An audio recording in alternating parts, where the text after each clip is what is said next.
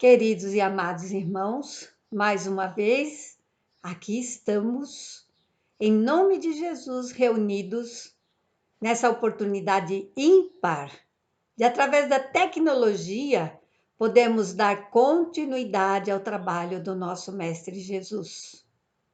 Vamos então, primeiramente, unir nossos pensamentos a Jesus, ao nosso Mestre amado, nosso mentor espiritual, Dr. Bezerra de Menezes, os mentores responsáveis pelo desenvolvimento do planeta, todos os mentores que nos auxiliam nessa transição, nessa oportunidade tão grande de aprendizado e de crescimento, mundialmente falando.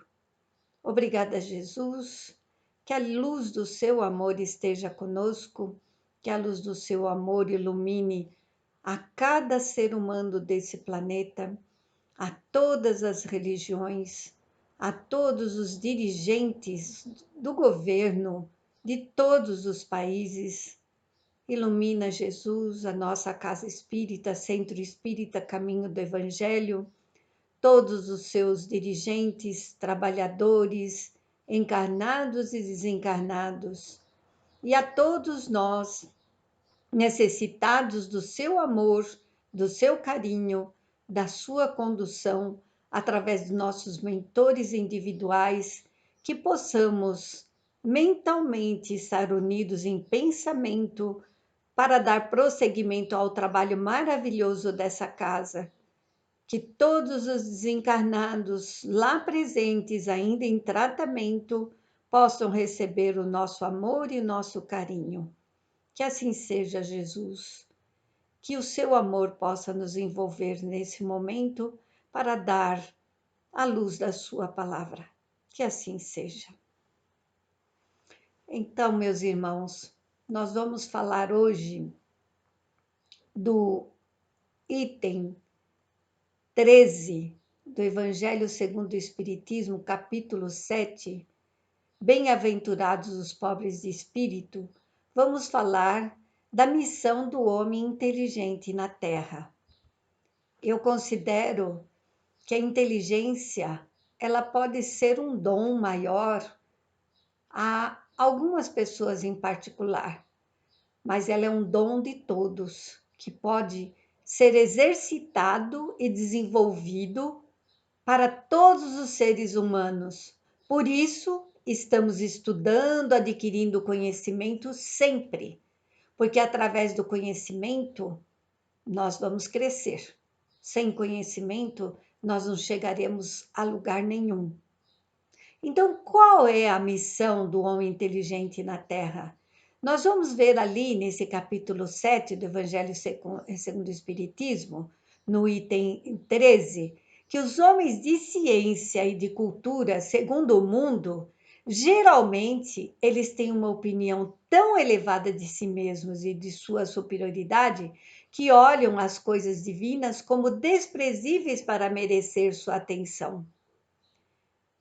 Se nós formos ver sobre esse prisma, a perda é muito grande. A onipotência, a falta de humildade que se apodera das pessoas com muito conhecimento é o maior risco que se enfrenta para perder uma encarnação. As pessoas se desvincularem do divino. Quantos jovens e crianças até nós vemos hoje dizendo que não acreditam mais em Deus. Se elas são questionadas da forma adequada, elas dizem sim, que acreditam numa força suprema, que acreditam na natureza, que acreditam na criação. Elas descrevem esse Deus de uma forma diferente. Elas descrevem algo divino, algo poderoso, mas elas negam a palavra Deus por causa da falta de conhecimento da obra de Jesus, dos ensinamentos de Jesus, por não terem sido direcionadas para o conhecimento espiritual. para a palavra que Jesus nos deixou. Infelizmente, devido à crise que estamos vivendo hoje, de desavenças nos lares, todo mundo estressado com a condição de recluso, com a condição de confinamento, confrontados com trabalhos em casa, não só o trabalho da casa, do dia a dia, o conhecimento do estudo das crianças, o trabalho dos pais dentro da própria casa, tudo isso tem causado um estresse tão grande que tem como resultado muitas separações, muitas crianças com problemas e principalmente os adolescentes com tentativas de suicídio, automutilação, com suicídios, na verdade, executados. Então, nós temos que pensar rapidamente como espíritas, como chamados do Cristo, para podermos, da melhor forma possível, colaborar. Porque lá no Evangelho nos diz que bem-aventurados os pobres de espírito. E Jesus não se refere aos homens desprovidos de inteligência, não, mas sim aos humildes que não têm conhecimento. De acordo com uma amiga que é vice-presidente de uma casa espírita em Curitiba, uma palestra dela que assisti online, ela nos coloca que no censo no Brasil, declarados espírita, temos a soma de 3% da população. Então imaginem, gente, nós como espíritas, nós adquirimos conhecimento e o conhecimento nos modifica. O conhecimento nos faz pensar e agir diferente em todas as situações. Só das pessoas frequentarem a casa espírita, muitas vezes não são nem trabalhadores espíritas, eles já dizem que modificaram os comportamentos, as atitudes no trânsito e exercitam essa mudança dentro de casa. Agora, imagina só com o conhecimento e a ação. Nós colaboramos, nós ajudamos. Jesus nos disse que é deles, dos humildes, o reino do céu, e não dos orgulhosos. Então, essa humildade é por falta de conhecimento. Os humildes, na verdade, são os escolhidos do Cristo para que possamos auxiliar com o que nós adquirimos de conhecimento. Não vos ensoberbais do que sabeis, porquanto esse saber tem limites muito estreitos no mundo em que habitais. Suponhamos que sejais sumidades em inteligência nesse planeta. Nenhum direito tendes de envaidecer-vos. Nós estamos inteligentes, e se nós trouxemos essa inteligência, é para colaborar, é para cooperar. Então não adianta nada eu achar porque eu tenho um título, porque eu tenho um diploma, porque eu tenho uma condição social elevada através desse conhecimento, desse diploma, desse título, que eu vou achar que eu sei mais que os outros, que o que eu sei é que é o certo, que as pessoas têm que pensar como eu penso. Então nós não podemos nos ensoberbarmos do que a gente sabe, porque tudo isso tem limite nesse mundo tão pequeno que nós habitamos, e que a inteligência é para nós aplicarmos em prol das pessoas que necessitam. Nós fomos criados simples e ignorantes. Aí percorremos com muito orgulho um caminho imenso até chegarmos aqui. Nossa evolução intelectual ocorreu para que não nos tornássemos dominadores, mas servidores. Servidores. E é com muita honra que nós temos, e que eu percebo na nossa própria casa espírita, a alegria de servir. Eu me sinto muito bem. Eu sinto que é meu lar, que são meus irmãos de verdade. Porque nós temos o nosso trabalho mediúnico, a união é tão grande, nosso amor é tão grande um pelo outro. Eu não vejo competição, eu não vejo maledicência, eu não vejo. Eu sou tão feliz na casa que eu frequento, tão feliz de servir ao Cristo, de poder colaborar com pessoas que não têm o mesmo conhecimento que nós temos. Nós podemos, com todo esse conhecimento, guiar a Deus todos aqueles que necessitam de amor, de compreensão, que necessitam de um caminho a seguir. Duas asas conduzirão o espírito humano à presença de Deus. Uma se chama amor e a outra sabedoria.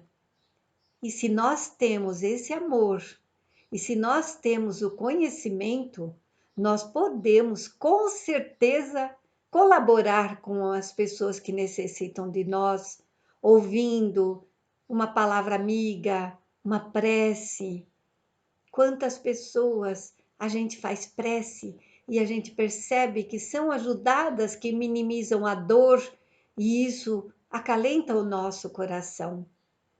Se Deus, em seus desígnios, nos fez nascer num meio onde nós podemos desenvolver nossa inteligência, que o conhecimento é que desenvolve nossa inteligência, nosso cérebro tem uma capacidade, nós utilizamos cerca de 2% da nossa capacidade intelectual.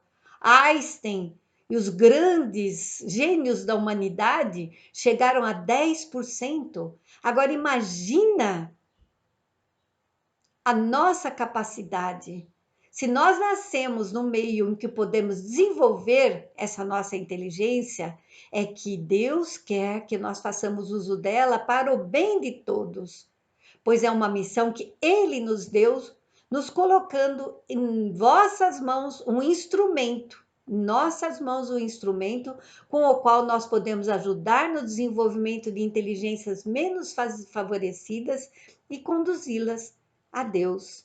Conduzi-las a Deus é desenvolver nesses seres a serenidade, a calma, o equilíbrio, a ponderação, através da disciplina, através da prática diária do Evangelho, da oração, da prece, para que nós possamos enfrentar todas as situações, todos os cataclismas, os embates, os desafios, os obstáculos, com serenidade, com equilíbrio, e possamos sair melhores de tudo isso, porque as provas, elas são para nos ensinar.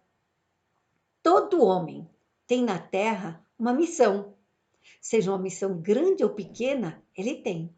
Qualquer que ela seja, sempre nos é dada para o bem.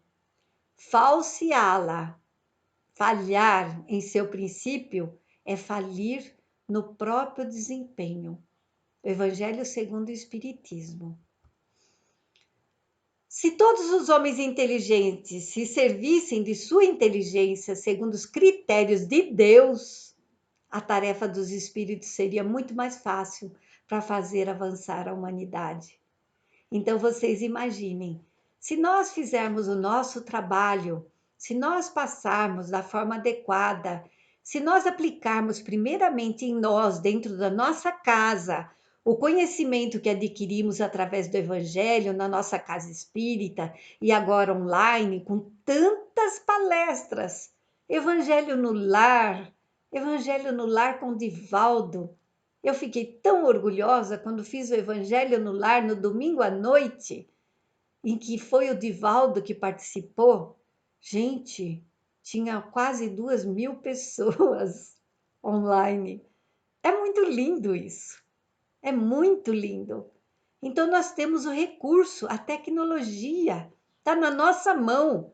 A tecnologia que estava e está ainda destruindo nossos jovens, se tornando dependentes graves, essa mesma tecnologia que pode destruir um lar, porque os pais não têm ouvidos mais para os filhos, essa mesma tecnologia nos foi dada para nós termos ao nosso alcance todos os recursos espirituais para nos auxiliar na nossa batalha.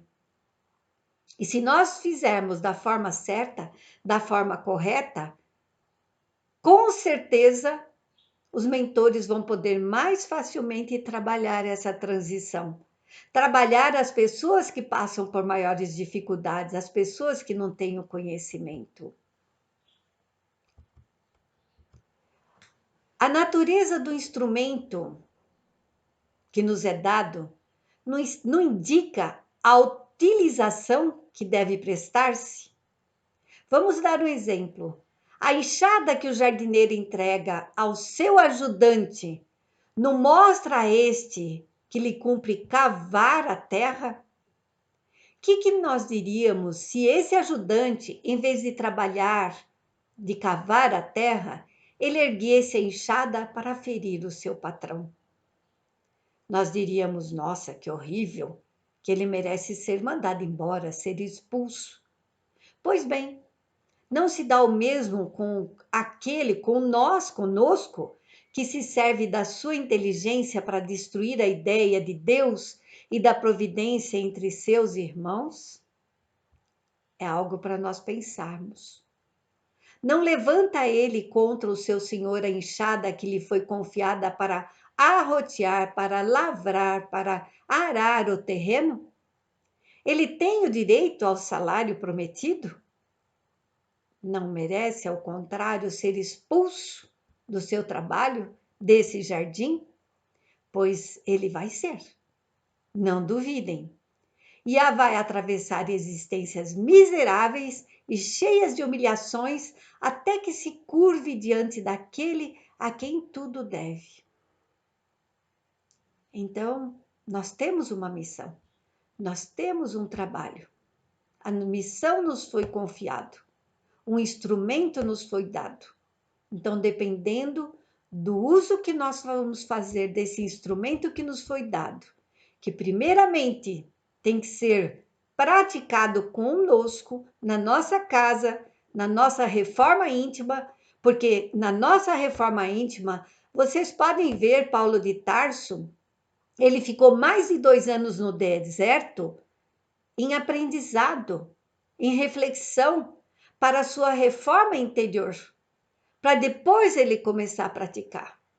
Então, se nós adquirirmos somente o conhecimento e queremos passar esse conhecimento à frente sem fazer uso dele em nós mesmos, na nossa reforma moral, nos nossos comportamentos, nas nossas ações diárias, dentro do nosso próprio lar, como é que nós vamos falar com convicção da nossa alma, dessa voz interior que nós temos?